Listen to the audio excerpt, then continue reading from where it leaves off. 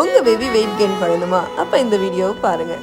சிண்டு சின்ன வயசில் இருக்கும்போது எல்லாரும் கேட்குற கேள்வி, அவளுக்கு என்ன சாலிட் ஃபுட் கொடுக்குற, அவள் இவ்வளோ சப்பியாக இருக்காளே அப்படின்னு சொல்லிட்டு தான் கேட்பாங்க. நம்ம பேபி சப்பியாக இருக்காங்களோ இல்லை லீனாக இருக்காங்களோ அது முக்கியம் இல்லை, அவங்களுக்கு ஹெல்த்தியாக நம்ம கொடுக்குறோமா அதுதான் முக்கியம். அவங்களுக்கு நம்ம கொடுக்குற ஃபுட் ஒரு கில்ட் ஃப்ரீயாக இருக்கணும். சிண்டுக்கு நட்ஸ் கொடுத்தா சாப்பிடவே மாட்டாள், ட்ரை கிரேப்ஸ் மட்டும்தான் சாப்பிடும். அவளுக்கு எப்படியாச்சும் நட்ஸை இன்ட்ரடியூஸ் பண்ணணும்னு நினச்சேன்.